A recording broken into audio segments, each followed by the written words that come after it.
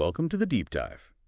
Today, we're really digging into something fascinating, the story of AlphaGo and its incredible successor, AlphaGo Zero. Right. A tale of pure intelligence, really. Exactly. We want to unpack how these AIs managed to master Go, which is, well, famously complex. Insanely complex. And maybe more importantly, what this whole journey tells us about where AI might be heading. Absolutely. Go is, such a perfect test bed. The strategic depth is just mind-boggling. More possible moves than atoms in the universe, people say. Right, I've heard that comparison. It's hard to even grasp. It really is. So when the first AlphaGo beat Lee Sedol, the human grandmaster, that wasn't just a game. It was huge. A real watershed moment. Definitely. It showed AI could handle, deep strategic thinking. And not just copy, but innovate, too. Remember Move 37? Oh, yeah, in Game 2, that was something else. Came out of nowhere, right? Totally defied conventional Go wisdom, but it worked. A stroke of genius looking back. It was an early hint of what was possible. So AlphaGo was already this massive leap, but then came AlphaGo Zero, which sounds like it was on another level entirely. It really was. DeepMind took this, incredibly audacious approach. How so? It learned Go completely from scratch. Zero human input beyond just the basic rules of the game. Wait, so no studying past games? Yeah. No human strategies? Nope. Just the rules thrown in at the deep end, you could say. Right. And the results were just, astonishing. Astonishing is putting it mildly, I gather. Yeah. It didn't just get as good as the original AlphaGo. It blew it out of the water. Get this. After only 3 days of training itself. 3 days? Seriously? Seriously. It beat the version of AlphaGo that beat Lee Sedol 100 games to 0. 100 to 0. A clean sweep. Total dominance. So our mission today really is to understand how that happened. Okay. What were the core differences? What made Zero so much more powerful and efficient, too, right? Exactly. More powerful and more efficient. And why should you, our listener, care about this AI playing a board game? Because the implications go way beyond Go. Okay, let's lay the groundwork then. AlphaGo, the first one. How did it actually learn to play so well? Well, AlphaGo used a mix, a kind of hybrid approach. Okay. First, it did supervised learning. It basically studied a huge database of human games, something like 30 million of them. 30 million games. So learning from the human masters. Precisely, absorbing centuries of human strategy. But then it switched gears. To what? To reinforcement learning. It started playing games against itself. Millions and millions of games. So practicing against itself. Exactly. Learning from its own mistakes, its own successes, refining its strategy with every single game. And that combo led to those big wins. Lee Sedol, and then later Kiji, who was world #1 at the time. Correct. But, like you hinted at before, it wasn't just copying. That Move 37 showed it was starting to think differently. Right, it could innovate. It could, but there was a potential catch. Because it started with human data, it might have inherited some human limitations, human biases, maybe strategies humans just hadn't thought of yet. It was sort of constrained by our history. Okay, that makes sense. Which leads us perfectly into AlphaGo Zero, the one that ditched the human data entirely. Exactly. Zero took this really radical path, pure reinforcement learning. Just the rules and self-play. Plus the rules and self-play. Started from random moves, essentially. No idea what it was doing initially. And just figured it out by playing itself over and over. Millions of times. The only goal was to win, according to the rules. This completely self-driven exploration. It led to these incredible results. And the speed was just nuts. You said 3 days to surpass the original. Yeah, 3 days to surpass the AlphaGo that beat Lee Sedol. It's pretty mind-blowing. And then the 100-note demolition derby against its predecessor. Mm-hmm. That really hammered home the power of learning from first principles. Just pure self-discovery. Like building its whole understanding of Go from the ground up without any human blueprints. But it wasn't just playing better. It was also leaner. Mm-hmm. More efficient. Hugely more efficient. That's a critical piece. The original AlphaGo was a beast, computationally. How much were we talking? It needed 48 of Google's TPU's tensor processing units, specialized AI chips. Okay, 48 and 0. AlphaGo Zero. It achieved better results using only 4 TPUs. 4? That's more than a tenfold reduction. Exactly. A massive jump in efficiency. And that's hugely important. It points towards AI that's maybe more accessible, less resource hungry in the future. So how did it pull that off, doing so much more with so much less? Was it just the learning method, or was the internal design different too? Good question. The internal design, the neural network architecture was definitely a key innovation. Okay. AlphaGo Zero used what they called a two-headed network. Think of it like one core brain processing the board state. Right. And then it has two outputs, two heads. One head predicts the probability of making different moves, like, this move looks good. Okay, move prediction. And the other head. The other head estimates the chance of winning from the current position, like, things are looking up for me here. Interesting. So predicting moves and evaluating the position, Yeah. all in one network. Because the original AlphaGo had separate networks for that, didn't it? Precisely. AlphaGo had a policy network for moves and a value network for evaluation. Combining them in AlphaGo Zero was a breakthrough. What were the advantages of doing that? Several big ones. First, it actually improved the quality of play. Second, it drastically cut down the computational needs. Right, the efficiency gain we talked about. Exactly. And third, it just made the whole learning process smoother, more streamlined, like having a more integrated, focused brain. Research backs this up. Combined networks often learn better and faster. And the self-play thing. Yeah. How did that actually work day to day or hour to hour to drive that insane improvement? It was this constant loop. The current network plays a game against a slightly older version of itself. All right. It uses its predictions to choose moves. Then, after the game, it knows who won, and it uses that outcome to update the network, to basically say, okay, those sequences of moves led to a win, let's reinforce that, or that path led to a loss, let's avoid that. So it's constantly generating its own feedback. Exactly. And the crucial thing is, the data it generated this way was arguably richer, more diverse than just studying human games. Humans have habits, preferred styles. Right, we get stuck in ruts. Sort of. AlphaGo Zero wasn't bound by that. It explored everything. This relentless cycle of play, learn, improve, it was like hyper-evolution for Go strategy. And that led to it finding strategies humans had completely missed. Oh, absolutely. Go experts were genuinely stunned by some of its play. Like what? Well, one example is how it would often fight multiple battles simultaneously across the board. Humans tend to focus, resolve one area, then move on. More linear thinking. Generally, yes. AlphaGo Zero showed this incredible global awareness, managing complex, interconnected fights everywhere at once. It suggested AI could find fundamentally new ways to tackle complex problems, ways beyond human intuition. It developed its own language for Go, almost. That's a great way to put it. A language free from centuries of human assumptions and biases. Okay, so let's just crystallize the learning methods. Supervised learning, like AlphaGo started with, versus pure reinforcement learning, like Zero used. Pros and cons. Sure. Supervised learning gives you a running start. You tap into all that human knowledge.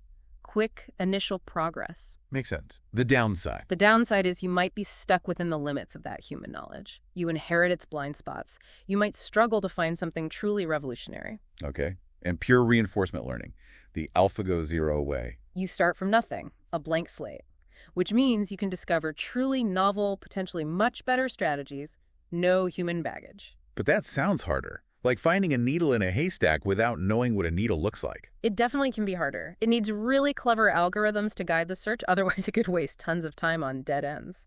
And it often needs a lot of computation for all that self-play. But AlphaGo Zero proved that with the right setup, the right algorithms, this pure approach could actually outperform the human-guided one dramatically. It really questioned whether you always need massive human data sets for top-level AI. Let's dive a bit more into the tech, the architecture inside Zero. We mentioned the two-headed network. Anything else key under the hood? Yeah, another important piece was the use of residual blocks. Residual blocks, what do they do? Think of them as like express lanes for information in the network. They allow the network to be built much deeper, learn much more complex patterns without the signals getting lost or degraded. So they help it learn deeper connections. Exactly. They boost the network's ability to grasp the really subtle complexities of Go, crucial for that high-level play. And how did this better architecture, this unified network, interact with the search process? You mentioned Monte Carlo tree search, MCTS. Right. MCTS is fundamental. It's how these AIs explore the massive tree of possible moves.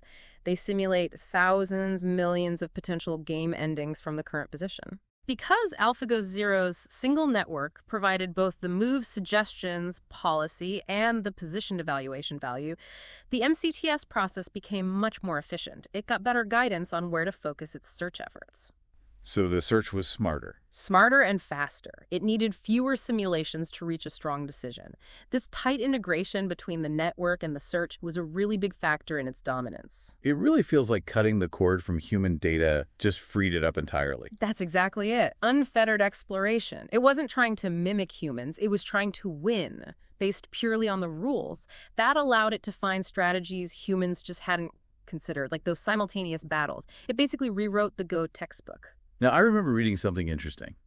That initially, AlphaGo Zero wasn't actually as good at predicting human moves as the original AlphaGo was. That's true. Because it never saw human games, it didn't learn typical human patterns. Its early moves probably looked bizarre to us. But it didn't matter. Ultimately, no. While it wasn't great at predicting us, it rapidly got much better at predicting the actual outcome of the game. It developed a deeper, perhaps more objective understanding of what truly leads to winning, even if the path looked alien. Its game outcome predictions became far more accurate than even the networks trained on human play. And the speed of improvement was just off the charts. Phenomenal. Within, 40 days of training purely via self-play, it surpassed not just the original AlphaGo, but also Master, the even stronger version that beat Kiji. Wow. You could see it in the ELO ratings, the standard skill measure. AlphaGo Zero's rating just skyrocketed, a clear quantitative sign of its rapid ascent to superhuman levels. So the proof was definitely in the playing. That 100-0 result against AlphaGo Master seems pretty hard to argue with. It's about as conclusive as you can get. It was a powerful validation of the pure reinforcement learning approach in this domain. It wasn't just winning, but how it won, using those novel strategies. Exactly. The unconventional openings, the surprising mid-game tactics.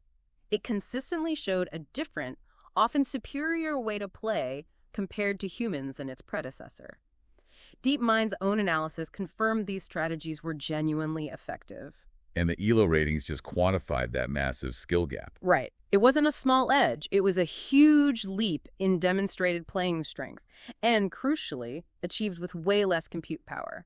That efficiency angle is key. Although comparing AI systems isn't always straightforward, is it?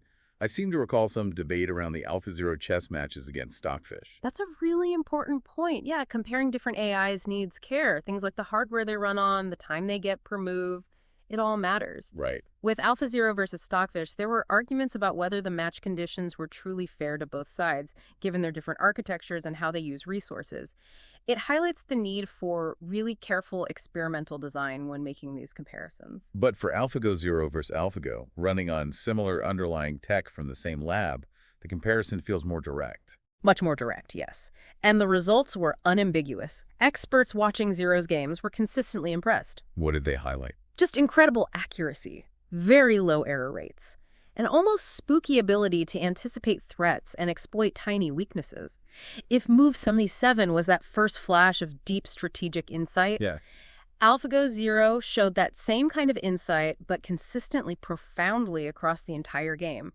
A deeper mastery. Let's talk more about that efficiency point. It sounds critical, not just for Go, but for AI generally. Oh, absolutely crucial. AI can be incredibly power-hungry. Training large models, running them, it takes serious resources, serious energy. And the original AlphaGo is a prime example of that. Definitely. We mentioned the 48 TPUs for playing, but during matches, it was pulling something like 600 kilowatts. Wow. And the training, estimated around 1,000 megawatt hours. Compare that to the 20 watts your brain is using right now. Yeah, it's orders of magnitude different. And AlphaGo Zero just flipped that on its head. Completely. Superior performance with just 4 TPUs, running at maybe 1 or 2 kilowatts during play. It's a staggering difference. And that efficiency wasn't just a lucky accident. It was tied to the design. Directly tied.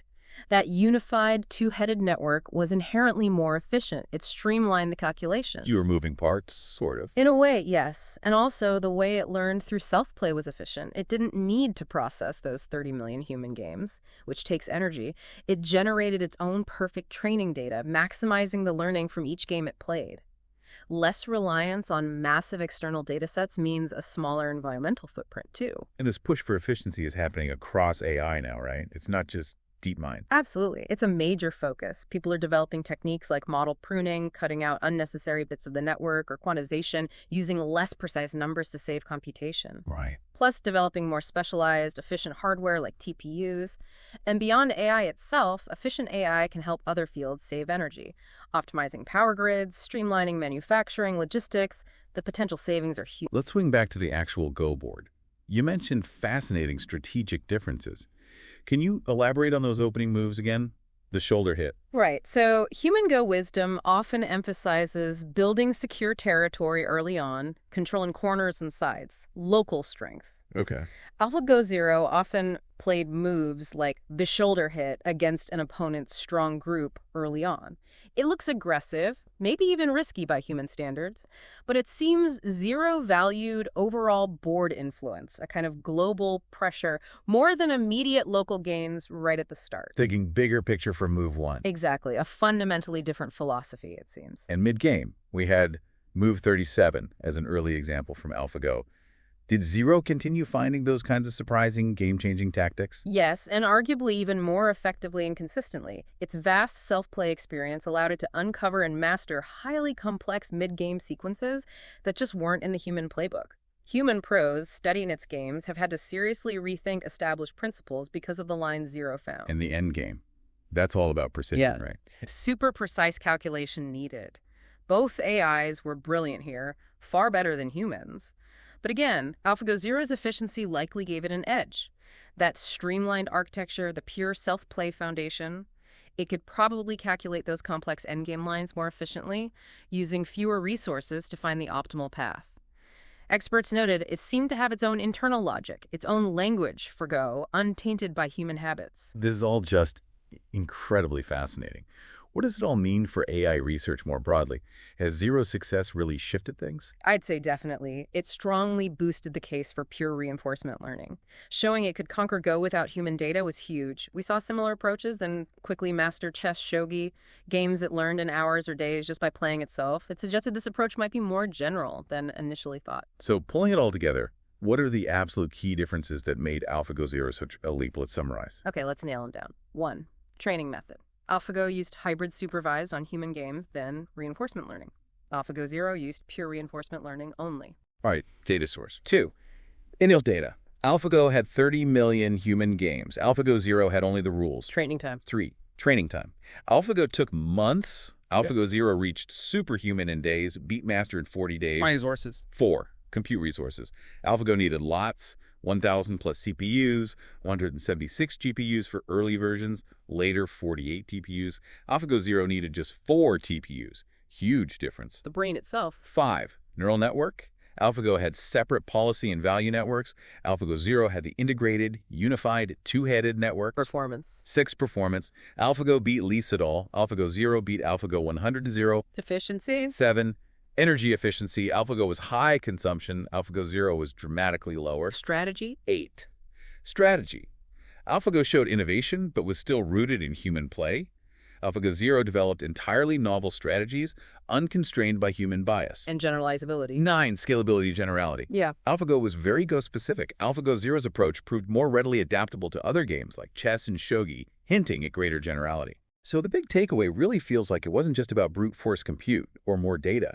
It was the smarter algorithms, the pure learning approach, the better architecture. That's exactly it. Algorithmic innovation and the power of self-discovery trumped massive data sets and raw power in this case. It showed a different path forward. Okay, so recapping this whole amazing story, AlphaGo to AlphaGo Zero. We saw the incredible power of pure reinforcement learning, the huge impact of smart neural network design, and these massive gains in efficiency. AlphaGo Zero really proved AI could do more than just learn what we already know. It can genuinely discover new knowledge, new strategies, completely outside our own experience. Which brings us to a final thought for you, our listener. If AlphaGo Zero could become superhuman at Go without ever seeing a human play, what other complex fields, maybe in science or medicine or materials, could AI master in ways we can't even predict right now? Yeah, what happens when AI develops expertise that is truly alien to human understanding? What breakthroughs might that unlock? It's a lot to think about the potential for AI to push boundaries in ways we haven't even conceived of yet. Indeed. The AlphaGo story is maybe just the opening chapter in a much longer, much more profound narrative about intelligence itself. A fascinating thought to leave you with.